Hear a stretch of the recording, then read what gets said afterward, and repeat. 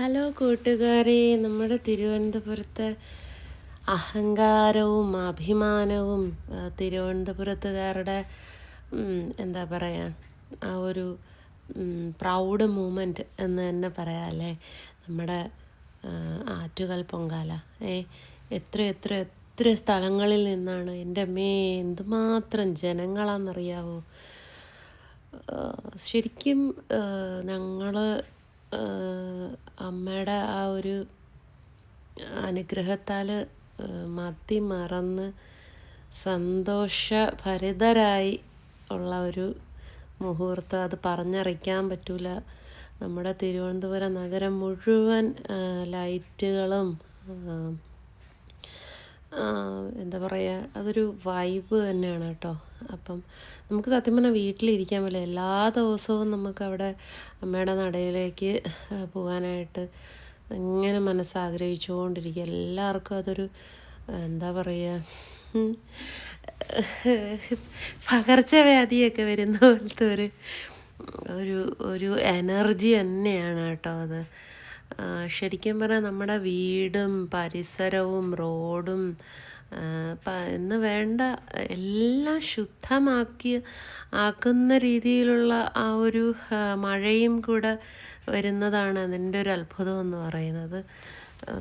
ഭയങ്കര ഒരു അത്ഭുതം തന്നെയാണ്. കാരണം എല്ലായിടവും കഴുകി തുടച്ച് നമ്മളിടുമ്പോഴും ആകാശത്ത് നിന്ന് വരുന്ന ആ ഒരു മഴയുണ്ടല്ലോ, ഈ ചൂടിൻ്റെ ഇടയ്ക്ക് ഒരു ആശ്വാസമായിട്ട് അങ്ങനെയൊക്കെയുള്ള എന്താ പറയുക, അത്ര അവർണ്ണനീയമായ ഒരു അനുഭൂതി തന്നെയാണ് കേട്ടോ. തിരക്കൊരു രക്ഷയില്ല.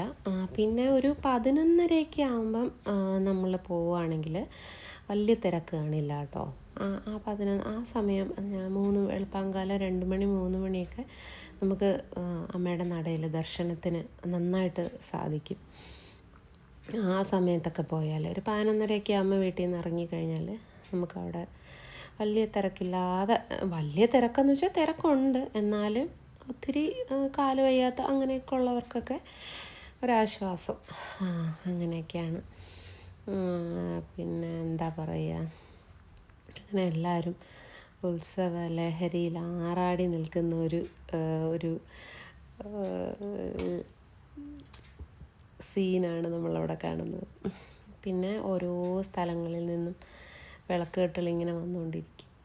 പിന്നെ വഴിയോര കച്ചവടക്കാർക്കൊക്കെ സത്യം പറഞ്ഞാൽ ഒരു കടയും അടയ്ക്കില്ല. ഫുൾ കടകളും ഇങ്ങനെ തുറന്ന് വെച്ചേക്കും. പിന്നെ ഫിലിം സ്റ്റാർസിൻ്റെ ഡാൻസ്, കൾച്ചറൽ പ്രോഗ്രാംസ്, പാട്ട്, പിന്നെ എന്തൊക്കെയോ കളരി, അങ്ങനെയൊക്കെ കലാകാരന്മാർക്കായാലും എല്ലാവർക്കും ഒരു എന്താ പറയുക, സ്കൂൾ വെക്കേഷനായി കഴിയുമ്പോൾ കുട്ടികൾക്കും എല്ലാം പലതരത്തിലുള്ള കളികളൊക്കെ ഉണ്ടായിരുന്നു. പിന്നെ ഫുഡ് ഐറ്റംസിൻ്റെ കാര്യമാണെങ്കിൽ പറയണ്ട, എന്തൊക്കെയോ യൂട്യൂബിൽ ഫേമസായി കൊണ്ടിരിക്കുന്ന അതൊക്കെ തന്നെയാണ് അവർ പരസ്യമായിട്ടും വെച്ചേക്കുന്നത്. പിന്നെ ഞങ്ങൾ അവിടെ നിന്ന് ഐസ്ക്രീമും കരക്ക് ഷേക്കും അങ്ങനെ എന്തൊക്കെയോ കപ്പലണ്ടിയും അതൊക്കെ മേടിച്ച് കഴിച്ചു. പിന്നെന്താണ്, പിന്നെ ഒത്തിരി കമ്മൽ അങ്ങനത്തെയൊക്കെ ഉണ്ടായിരുന്നു, ഫാൻസി, അങ്ങനെ അറിയാമല്ലോ നമ്മൾ. അതെല്ലാം കുറച്ച് എന്തൊക്കെയോ മേടിച്ചു ഞാൻ. അത് കഴിഞ്ഞിട്ട് കുറേ കണ്ണന്മാരിങ്ങനെ, വീട്ടിൽ കണ്ണന്മാരുള്ളത് കൊണ്ട് പിന്നും കണ്ണന്മാരെ കൊണ്ടുവയ്ക്കാൻ ഇനി സ്ഥലമില്ല, അത്രയും കണ്ണന്മാർ വീട്ടിലുണ്ട്. അങ്ങനെ കണ്ണന്മാരും ദേവിയുടെ വിഗ്രഹവും ഒക്കെ ഉണ്ട്, എല്ലാം ഉണ്ട് കേട്ടോ. അങ്ങനെ മതസൗഹാർദ്ദം എന്ന് വേണമെങ്കിൽ ഇത് പറയാം. എന്നുവെച്ചാൽ എല്ലാ മതത്തിൽപ്പെട്ട ആൾക്കാർക്കും ഉള്ള ഒരു സ്പേസാണ് ഇവിടെ.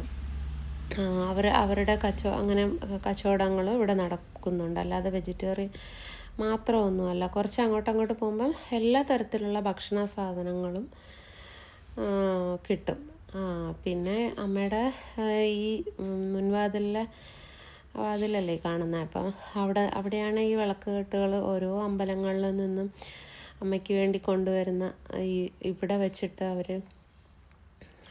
ഒരു എന്താ പറയുക, ഒരു സന്തോഷ പ്രകടനമുണ്ട് ഇവിടെ വന്നിട്ട്, അമ്മയുടെ നടയിൽ വന്നിട്ട്.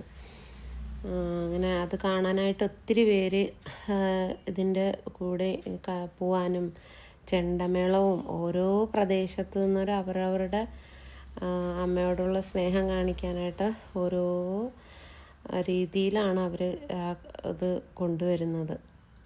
ഡാൻസ് കളിച്ച് കളിച്ച് ചെണ്ടമേളത്തോടു കൂടിയൊക്കെ വന്ന് അമ്മയുടെ നടയിൽ വന്ന് തൊഴുത് അനുഗ്രഹം മേടിച്ച് പോകുന്നു. അങ്ങനെ അമ്മയുടെ അനുഗ്രഹം കിട്ടാത്ത ആരും തന്നെ ഇല്ല. ഈ തിരുവനന്തപുരത്ത് ആരും തന്നെ കാണില്ല. എല്ലാവരും ജാതി മത ഭേദമന്യേ എല്ലാവരും പൊങ്കാലയിടാൻ സൗകര്യം കൊടുക്കുകയും അന്നാണ് നമ്മുടെ നഗരം ഇത്രയും ഒരു തുറന്ന പുസ്തകം തന്നെയാവുന്നത്. കാരണം എല്ലാവർക്കും വീടുകളിൽ എവിടെ വേണോ പോവാം.